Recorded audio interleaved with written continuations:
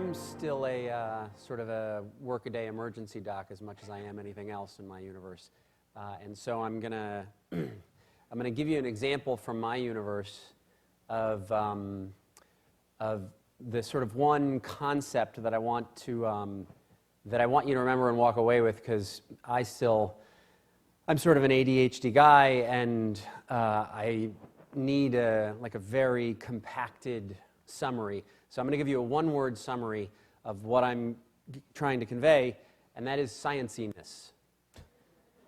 And in my universe, when my emergency medicine residents come and sort of present a case, and you imagine that this is, for instance, say a 65-year-old female who is presenting with acute dyspnea, and the emergency medicine resident comes up and gives me a presentation, and as they're going through their assessment and plan, almost always part of the assessment and plan is, and I ordered a BNP.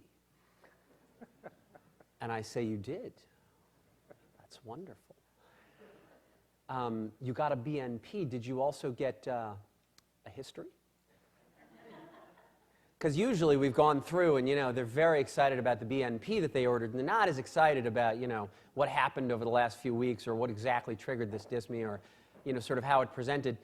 And so when we talk about the BNP, I always say, okay, why did you get a BNP? And they say, well, heart failure. And I go, okay, that's great. What is a BNP? And they say, it's a natriuretic peptide. It's a brain natriuretic peptide. And you're like, oh, it's a brain natriuretic. It's natriuretic. It's natriuretic. It's got a peptide. And it's natriuretic. And they're like, yeah, that's right. It's a brain natriuretic peptide. It's a stretch. There's an atria, and the atrial stretch is a stretch. And so there's this release, and it's a stretch. And you go, yeah, it's a stretch. There's this natriuretic peptide, and there's stretch, and that's so true. That's so true. Now, that's great. That's great that you know that, Sciencey-ness. Do you know what the randomized controlled trials show about brain natriuretic peptide in the emergency department for acute dyspnea? And they go, there's randomized trials? Like, A, it's a shock to them that there should be randomized controlled trial research on anything they're actually using, and has become part of their universe that's, patented and one of the most expensive lab tests they send. That's shocking to them, because in their universe, usually that's never been done. For instance, when has anybody ever done a randomized controlled trial on an abdominal pain series coming into emergency departments to see whether or not getting a white blood cell count versus not getting one, to see what that does to management? Wouldn't that be great? I would love to see that, because in my universe, I see these abdominal pain patients, and sometimes we'll go through an entire process, and I'll have this 23-year-old male with abdominal pain who's got right lower quadrant tenderness, and he's florid, right lower quadrant tenderness. It's migratory pain down into the right lower quadrant over a day, day and a half. They're febrile and vomiting, and it's focal at McBurney's point, and I call up the surgical resident, and I say, hey, got this one down here, it's looking like an appendicitis, and they go, ugh, what's a white count? And you go, I'm sorry? And they go, what's a white count? And you go, I don't understand the question. And we've even had cases where, we've gone through the process, have a CAT scan in hand, that it's appendicitis, and they go, what's a and you go,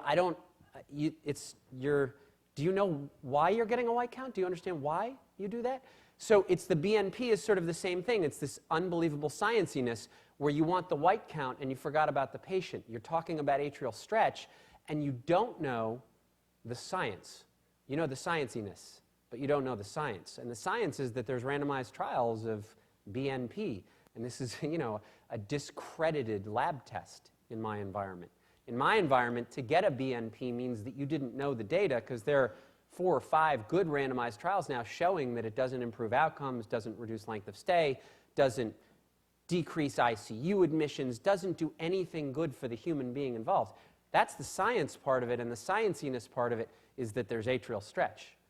That's the Sciencey-ness. And so I want to leave you with Sciencey-ness, and I'm going to focus on that a little bit as we talk about this, because a huge part of what I feel like has happened, and I see it every day in my environment, but I see it every day in everything else too. You know, when the new iPhone came out, I had to have it because it's, you know, the S. Isn't that what it is? I think it's a 4S. And I was like, oh, it's an S. You know, it's the S. I had to have the S. So I'm certainly prone to the Sciencey-ness too.